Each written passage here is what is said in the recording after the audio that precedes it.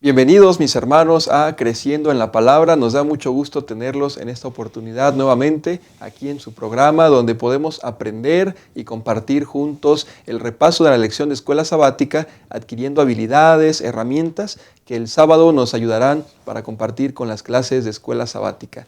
En esta ocasión tocará presentar la lección número 10 que lleva por título El verdadero Josué. Y para ello hemos invitado nuevamente a dos apreciados pastores, al pastor Juan José García y al pastor Jorge Pérez. Pastores, bienvenidos y gracias por estar aquí con nosotros.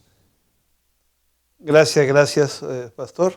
Y bueno, mandamos saludos a nuestros hermanos de la Asociación Metropolitana que sin duda semana con semana nos siguen, a cada uno de los maestros de escuela sabática, los directores de escuela sabática, y confiamos que estas herramientas puedan contribuir y ayudar en cada una de sus iglesias, así como también mandamos saludos a nuestros hermanos de la República Mexicana que en diferentes campos nos siguen también. Gracias por seguirnos, que Dios les bendiga. Pastor Jesús, gracias por la invitación. Estamos contentos, como siempre, de compartir. Ya esta es la segunda lección que nos toca juntos, ¿verdad? En este trimestre. Y creo que ha sido de gran bendición, pastor, y esta lección no será la excepción. Es una lección muy interesante y esperamos que tú nos puedas apoyar ahí con comentarios, tus aportaciones. Y quiero aprovechar, pastor, para mandar algunos saludos a nuestros hermanos de las diferentes iglesias aquí en México. Anteriormente pertenecía yo a la iglesia al distrito de Campestre, ¿verdad? Les mandábamos saludos. Y pues ahora también le mandamos saludos a los hermanos de las iglesias, la iglesia de Moctezuma en específico, nuestro distrito de Moctezuma. Queremos mandarles saludos y también agradecer a aquellos hermanos que nos siguen de diferentes partes del mundo, ¿verdad? Porque vemos ahí comentarios que están atentos a cada una de estas lecciones y nos da mucho gusto. Sin duda, pastor, que yo también quiero mandar saludos para el interior de nuestra república, además de la Asociación Metropolitana, diferentes estados del país nos siguen y escriben ahí en los comentarios que este material les es de provecho, que les ayuda para preparar sus clases. Dios les bendiga a cada uno de ustedes, mis hermanos. En esta ocasión estaremos teniendo en cuenta 3 subtemas que nos van a hacer como hilos conductores para poder explicar, ir comentando, entender la lección de esta semana, y serán los siguientes que aparecerán aquí en pantalla. El primero de ellos es la tipología bíblica, después el segundo, tipo y antitipo, y finalmente el tercero, cumplimiento escatológico. Así que vamos a ir en esta línea para el estudio de esta semana, y aquí también va a aparecer el versículo de memoria que esta semana nos propone la lección para que lo aprendamos. Vamos a hacer una oración y entonces pasamos al estudio de esta lección. Señor y Padre Santo, gracias te damos porque a través de tu palabra podemos aprender las grandes verdades, Señor, para nuestro tiempo. A través de esta lección te suplicamos puedas estar con nosotros para que juntamente con los maestros, Señor, de cada iglesia podamos llevar herramientas, ideas prácticas para el entendimiento, Señor, de esta porción de tu Escritura en la escuela sabática. Quédate con nosotros, bendice a cada persona que pueda ver este programa, te lo suplicamos en el nombre de Cristo Jesús. Amén. No te vayas, quédate con nosotros creciendo en la palabra.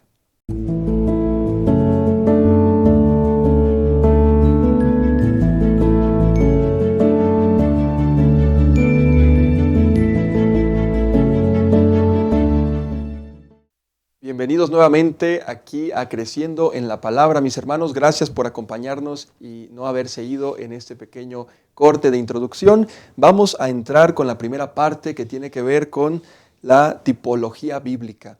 ¿No les ha pasado en alguna ocasión, mientras leen algún relato del Antiguo Testamento, que el lenguaje utilizado por el profeta rebasa las características de la época del personaje a tratar? Y entonces pareciera ser que está prefigurando a algo simbólicamente que sucederá después. Encontramos varios de estos ejemplos a lo largo del Antiguo Testamento, donde la Biblia nos presenta personajes, símbolos, muebles, elementos que al final de cuentas resultan prefigurar al antitipo que seguramente en muchos de los casos apunta, por ejemplo, a Cristo Jesús, o apunta a algún asunto de salvación, o algún asunto de la iglesia, o de la nueva tierra prometida que estamos esperando. Vamos a estar platicando aquí con los pastores un poquito de cómo la Biblia maneja este tipo de simbología y sobre todo de tipo y antitipo, pastores.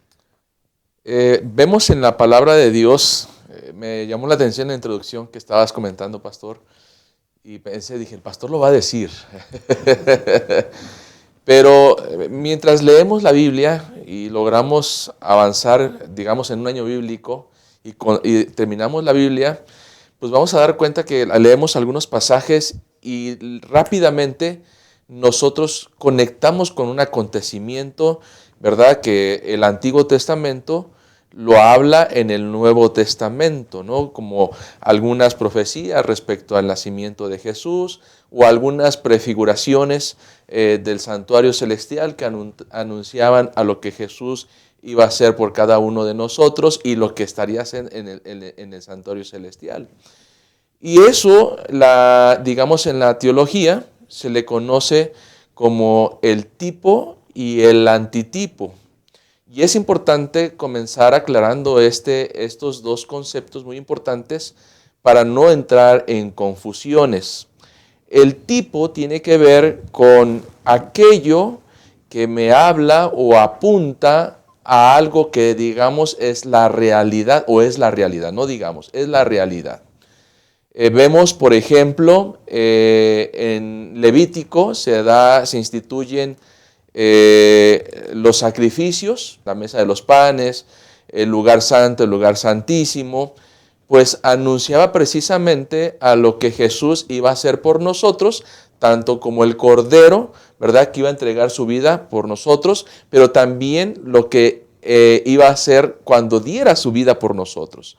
Es decir, el tipo sería, en este caso, nos está ilustrando el santuario, la institución de los sacrificios, y el antitipo es precisamente el cumplimiento a lo que hace referencia en el Antiguo Testamento. Perdón que te interrumpa, para darle más claro ahí.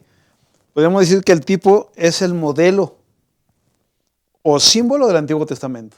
Ajá, ¿Sí? sí, así, es correcto. Y el antitipo, el cumplimiento o la realidad en el Nuevo Testamento. Así es, correcto. así es. Digo, para que el ejemplo nos quede un Estamos poquito más sí, claro, ¿no? Sí, justamente esta lección pues tiene este desafío, ¿no? A que podamos nosotros comprenderlo de la mejor manera. Y efectivamente es una realidad, el antitipo de lo que pasa en el Antiguo Testamento. Es decir, hay una unidad entre el Antiguo Testamento y el Nuevo Testamento. No podemos separarlo porque entonces quedaría de manera incompleta. Déjeme agregar un poquito más, pastor, de la explicación que ya nos dio. Claro. Recordemos que Dios es el autor del tipo y del antitipo. O sea, no es una invención humana, ¿no? El Espíritu Santo guía esa conexión, ¿no? Otra cosa que podemos mencionar, que el tipo debe tener una confirmación profética, o puede tener una confirmación profética, ¿no? ¿Por qué? Porque el Antiguo Testamento ya anticipa que ese evento o esa persona, como lo vamos a ver en la lección de esta semana, apunta más allá de sí mismo, ¿no? Un ejemplo que en su momento se va a tocar como David o el santuario, ¿no? Simplemente por decirlo así, ¿no? El antitipo siempre tienes un cumplimiento superior, ¿no? Mencionando lo siguiente, el tipo es terrenal, limitado, y el antitipo es celestial, es eterno, o sea, va más allá, ¿no? El mensaje, sí. Otra cosa que quiero mencionar o que podemos mencionar es que el propósito de ese tipo antitipo es revelar a Cristo Jesús, ¿no?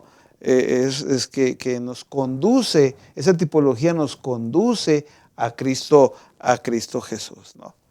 Así es, y por eso es de que es importante determinarlo. Y aquí pues entran 2 o 3 fases que es importante mencionarles, donde se encuentra la cristología, también la eclesiología, ¿no? Y la escatología, el cumplimiento en el futuro del plan, las profecías de nuestro Dios. Es decir, cuando nosotros leemos, vamos a ver siempre estos tres aspectos importantes, ¿no? La cristología, es decir, cómo vemos a Cristo reflejado en tal símbolo, como en el caso del Cordero. Eclesiología, lo que tiene que ver con la iglesia, la participación de la iglesia, podemos decir lo que pasó con el pueblo de Israel, lo que pasará, ¿verdad? O en el cumplimiento cuando venga Cristo Jesús, que nos lleve a morar por la eternidad, ¿no? Que era el dar la tierra prometida, y también escatológicamente, pues el cumplimiento de la promesa del Señor Jesús. Es importante que nosotros al leer estos aspectos lo tomemos muy en cuenta. Por eso lo que hemos estado hablando acerca de Josué, ¿no? De Josué, de alguna manera es el tipo, ¿verdad?, del antitipo, que es reflejar en todos aspectos a Cristo Jesús. Es algo bien interesante, hermanos, porque vamos a ver en esto que el Espíritu Santo obró de manera poderosa al hablar a las mentes humanas, transmitir un mensaje que tendría su cumplimiento años o siglos después. Y eso es lo maravilloso de la palabra de Dios.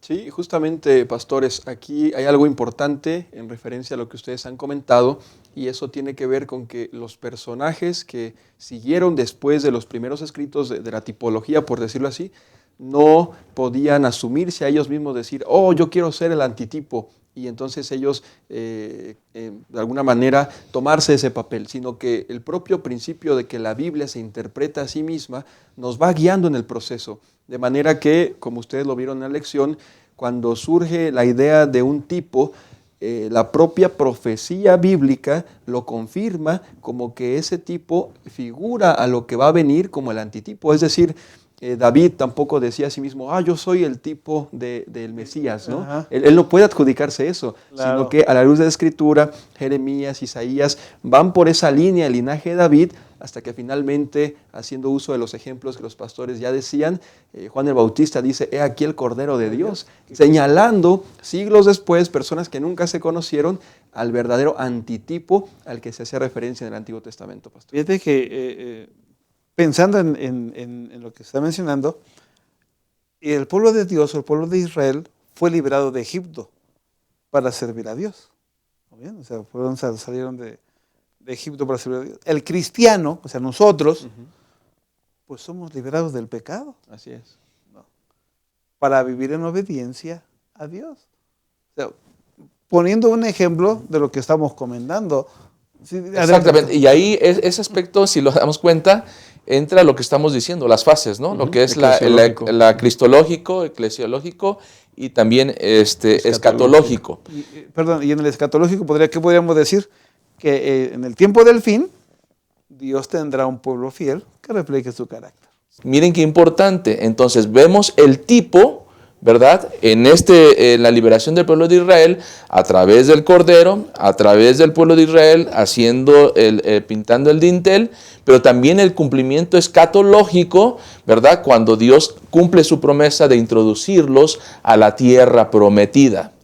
Y este aspecto, hermanos, es algo que se repite y que tiene que ver también en el tiempo futuro con nosotros y que más adelante, ¿verdad?, lo vamos a estar estudiando también, por supuesto. Y fíjate, pastor, que poniendo otro ejemplo, por lo que tú acabas de mencionar, trayéndolo a nuestros días para nosotros hoy día, ¿no? Así como Israel cruzó el Mar Rojo, ¿no? El creyente, o sea, el cristiano, los seres humanos, hoy cruzamos nosotros las aguas del bautismo. ¿De acuerdo? Dejando atrás, dejando atrás la esclavitud del pasado, ¿no? Para caminar hacia la libertad en Cristo Jesús. Así es. Cristológicamente, eclesiológicamente, gracias. Y escatológicamente. ¿No? Entonces, se muestra el ejemplo para nosotros también hoy día, ¿no? Muy bien. Gracias, pastores. Mis hermanos, de pronto en la terminología nosotros podemos sentir que es algo complejo, pero usted y yo lo platicamos, lo hemos experimentado y lo vivimos día con día. simplemente al decir anhelamos cuando Cristo Jesús venga y nos lleve a la nueva Jerusalén. No se vayan, regresamos a la segunda parte, quédate con nosotros en Creciendo en la Palabra. Abrazar. ¿Te has puesto a pensar en cómo demostrar amor de diferentes formas? Una de esas maneras es promover el bienestar del otro, y eso se puede ver cuando manifiestas actitudes que hacen que el otro se sienta bien recibido. Aquí en la iglesia puedes acercarte con una sonrisa, saludar con alegría. Sé bienvenido, dando la bienvenida a la casa del Padre. Decir tu nombre y preguntar el nombre del otro. Desear saber de dónde viene y cómo está. Colocarte a disposición para lo que Él necesite. Ser la extensión del abrazo y la sonrisa del Señor. Ese es un gran privilegio. Gracias por acompañarnos y seguir aquí en Creciendo en la Palabra. Estamos en la segunda parte de este estudio de la lección que hemos titulado Tipo y Antitipo. Ya platicábamos un poquito en la introducción, en la primera parte, cómo es que la Biblia trabaja con la tipología, figurando lo que ha de acontecer después, cuando se complementa y está en todo su esplendor el antitipo. Y en esta parte vamos a poder verlo en la vida de Josué. Josué, en un momento, la propia Biblia lo refiere como un nuevo Moisés. Así que la idea de un modelo que prefigura a otro no es nueva cuando quizás lo trasladamos al terreno de Cristo, sino que ya este ejemplo y otros más en el Antiguo Testamento nos señalan cómo el Señor justamente trabaja con estas figuras que nos ayudan a entender el ministerio o el significado de estas tipologías. Y también tocaremos en un momento más cómo Josué no solamente es como un nuevo Moisés, sino que es el tipo del verdadero Josué, que será Cristo Jesús. Pero vamos desenvolviendo este tema poco a poco, pastores. Yo quiero mencionar, hablando de esto, pues que Josué no solamente fue ese líder histórico, ¿no? Como lo encontramos en la palabra de Dios, sino que Josué representa lo que Jesús haría hoy día o hizo, ¿no? Jesús es el verdadero Josué en ese sentido, que nos introduce a un reposo espiritual y a un reposo eterno, ¿no? A mí me llama mucho la atención, hay un aspecto aquí porque menciona a Josué como el antitipo de Moisés, es decir, se repite, hay como algo cíclico, ¿verdad? Porque digamos, si habláramos de libros, el Pentateuco que llega precisamente en Deuteronomio, miramos que esa es como una parte muy importante, ¿no? Dentro del pueblo judío y todo lo demás, porque es la Torá, la ley que se menciona. Pero entonces Josué es literalmente el cumplimiento, como ya mencionó el pastor, y me gustó la manera en que se presenta el tipo y el antitipo, ¿no? La ley, la gracia, es importante este aspecto. Y vamos a ver el por qué Moisés es el tipo del antitipo, ¿no? En este caso Josué. Y vamos a ver que, por ejemplo, Moisés libera a Israel cuando cruzan el Mar Rojo, y Josué hace la misma, el mismo milagro a través de Dios, por supuesto, ahora cruzando el Jordán, ¿no? Ese aspecto importante que mencionamos anteriormente. Y así la lección empieza a dar varias características para poder dejar en claro, como iglesia podamos entender esta terminología o esta tipología bíblica, ¿no? Para poder comprender. Y al comprender vamos a poder ubicarnos tal vez en el tiempo bíblico y nuestra responsabilidad, porque de otra manera no lo vamos a poder mirar. Creemos que el tiempo avanza y no vemos tal vez el cumplimiento, aunque lo que hoy estamos viendo, los tiempos anuncian que Cristo Jesús viene pronto. ¿Cuál es el aspecto que tal vez me llama mucho la atención en esto? Número uno, Moisés, ¿verdad? Tenía un plan de llevarlos a la tierra prometida, que lógicamente no se cumplió en el tiempo de Moisés, pero aquí tiene mucho que ver el asunto de la iglesia, en este caso la eclesiología, como lo mencionamos en el segmento anterior, ¿no? La eclesiología. ¿Cómo nosotros estamos mirando el tiempo en el que estamos viviendo? Porque el tiempo se está dando, las circunstancias se están dando. Y escatológicamente, Josué fue el cumplimiento de la promesa, el plan que Dios tenía para el pueblo de Israel de liberarlos de Egipto a través de Moisés. Josué es el cumplimiento para cada uno de nosotros. Y eso es importante entenderlo porque nuestra vida hoy debería estar reflejando lo que estamos entendiendo aquí, lo que estamos viviendo. Se esperaría que a lo mejor en el contexto, si el pueblo de Israel, esta segunda generación que entró a la tierra prometida, lo hubiera tenido claro antes de entrar a la tierra prometida y peregrinar otros 40 años. Nosotros hoy tenemos una nueva apertura en esto y, hermanos, una gran responsabilidad. Porque eclesiológicamente nosotros tenemos una gran responsabilidad. Y entonces vemos el cumplimiento de estos aspectos del tipo y el antitipo. Déjame ponerle un ejemplo, como dijimos hace un momento, ¿no? Un cristiano o uno de nosotros, una persona, puede conocer toda la doctrina de la iglesia, de la Biblia, puede conocer, como diciendo la ley. O sea, conocemos la doctrina, es la ley, ¿estamos bien? Pero solo cuando se recibe a Cristo Jesús en el corazón, la gracia del nuevo Josué, voy a decirlo de esta manera ahora, del nuevo Josué, puede experimentar la paz y salvación en su vida, recordando que la ley solamente guía. Pensando en Moisés y pensando en Josué, solamente guiaron, pero quien salva es Cristo Jesús. Ahora, déjeme comentar lo siguiente. Miren, en cada acto de Josué, en la conquista, ahora hablando de Josué, pues hay una faceta del ministerio de Cristo Jesús. Hay una parte de la obra del ministerio de Cristo Jesús. ¿Por qué? Porque Josué conquistó enemigos o conquistó la tierra, ¿no? Conquistaron ahí. Pero Jesús, viéndolo de esta manera, Jesús conquista el pecado o vence el pecado. Josué reparte la herencia porque él repartió la herencia. ¿Estamos bien? Jesús también prepara muchas moradas para nosotros, ¿no? Josué renueva el pacto, porque recuerden que cruzan el Jordán y había que renovar el pacto. Participan de la circuncisión, participan de la Pascua. ¿Okay? Bueno, Jesús establece el nuevo pacto con su sangre.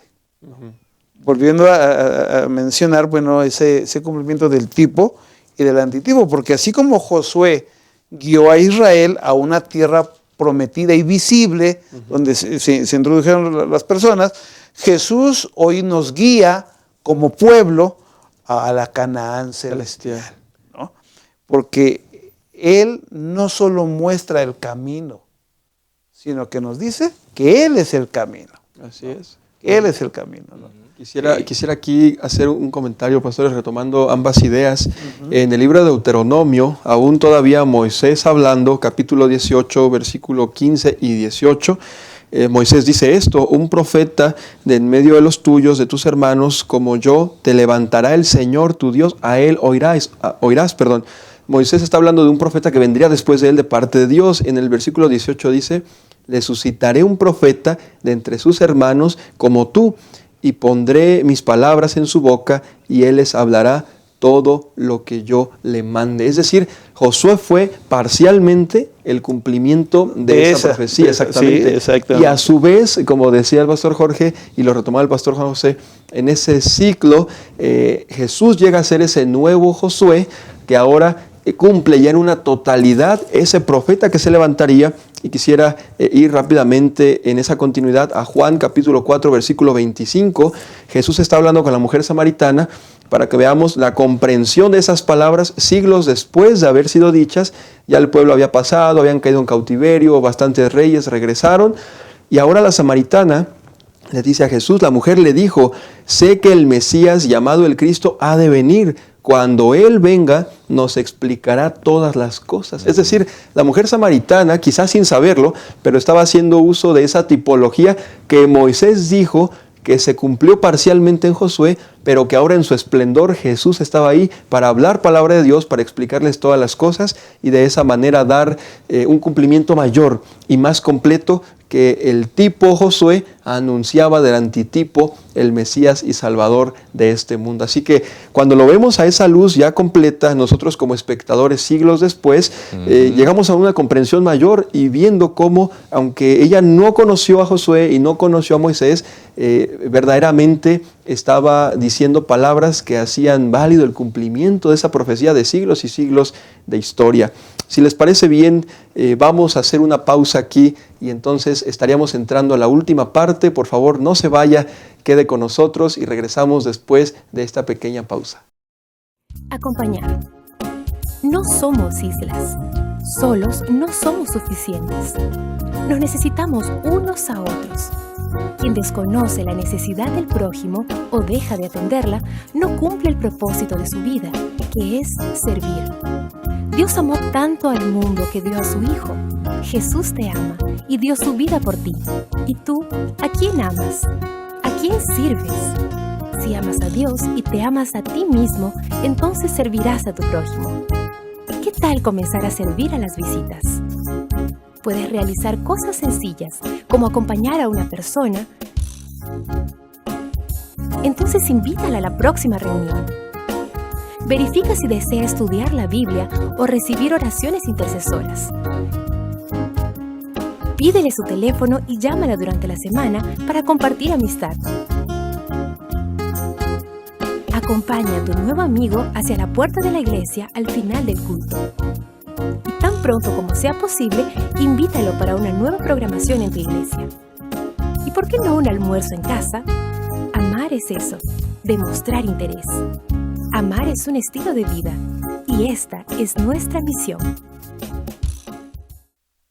Muy bien, regresamos después de esta pausa para ir aterrizando algunas ideas y concluir la última parte de esta lección de escuela sabática a la que nosotros hemos titulado el cumplimiento escatológico. Hemos hablado un poquito acerca de la tipología en la Biblia, cómo se usa, cómo prefigura el concepto completo que vendría después y también ya un poco más encarnado en la vida de Josué y también prefigurando justamente al antitipo Cristo Jesús. Pero ahora vamos a lanzarlo a nosotros, ¿verdad? Josué fue en su momento el cumplimiento parcial, después el cumplimiento total Cristo Jesús, pero la lección termina involucrándonos a nosotros también. Hay una clara línea que los escritores del Nuevo Testamento mantienen y reconocen, tomando por ejemplo las luchas, las batallas que el pueblo de Israel tuvo bélicas, esas guerras literales que tuvo con las naciones que enfrentaron, y retoma esa idea del Nuevo Testamento con las batallas espirituales que nosotros enfrentamos. Y bajo esa línea eclesiológica y después escatológica es que vamos a comentar en este momento, pastores. Fíjate que Efesios 6 nos hace ver o nos menciona que no tenemos lucha contra carne ni sangre, ¿no? Sino contra principados, contra potestades espirituales de las tinieblas, ¿no? Y es cierto lo que tú mencionabas hace un momento, esas guerras que tuvo Josué, esas batallas que tuvo Josué para conquistar Canaán o la tierra prometida, son batallas que tenemos hoy día nosotros, ¿no? Batallas espirituales como con la iglesia, con los creyentes, así como Israel enfrentó esos gigantes, esas murallas, esos ejércitos, hoy día la iglesia, hablando de nosotros, la iglesia enfrenta gigantes del pecado, la incredulidad, el egoísmo. La diferencia es que nuestras armas no son físicas como las del pueblo de Israel, sino espirituales. Y nuestras armas son la oración, la fe, la palabra de Dios, la justicia, la verdad, ¿no? Las guerras de Josué nos presentan la batalla espiritual del pueblo de Dios, ¿no? Sí, es un asunto más profundo todavía de lo que creo podemos luego mirar. Cuando se trata de una batalla espiritual, aquí se ve quién está mejor preparado espiritualmente. El pueblo de Israel realmente tal vez en algún momento sí se valió de ciertos equipamientos, alguna lanza, alguna honda, no sé, de algún armamento, podríamos decirlo hoy. Pero una realidad es que también tenía mucho que ver con la creencia o la confianza en Dios.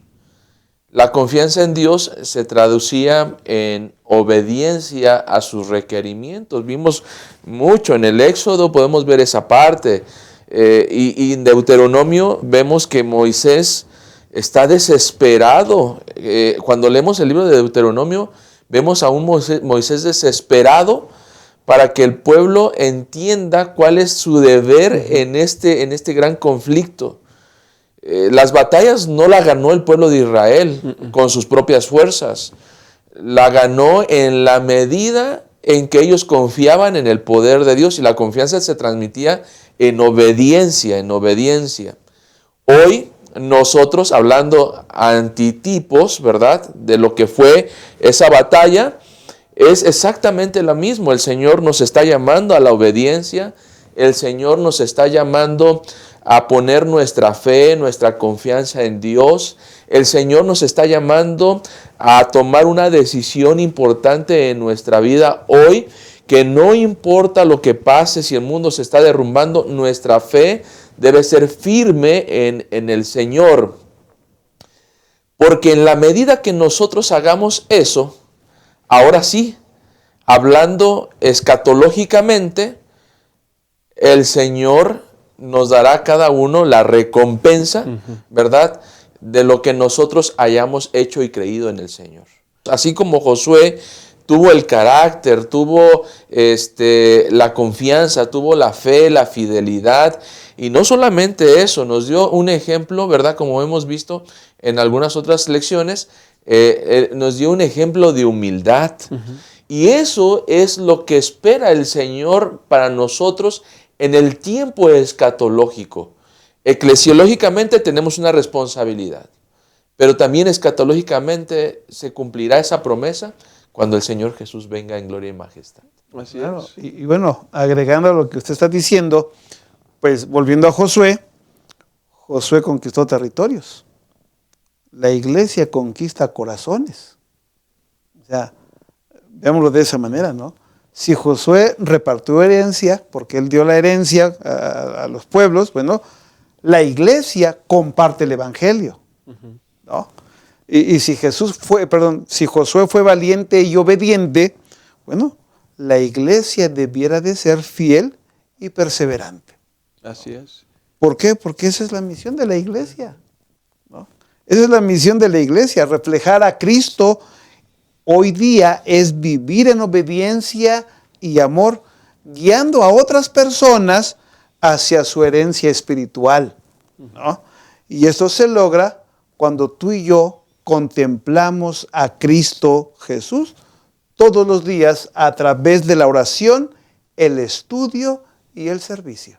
Gracias, pastor. Ese último enfoque que han dado ambos me lleva a reflexionar que Josué reflejaba ciertos rasgos del carácter de Dios en su tiempo, siendo obediente, siendo fiel, teniendo ese valor, arrastrando con ese ejemplo, que esos rasgos llegaron a ser características proféticas de lo que habría de ser el Mesías prometido.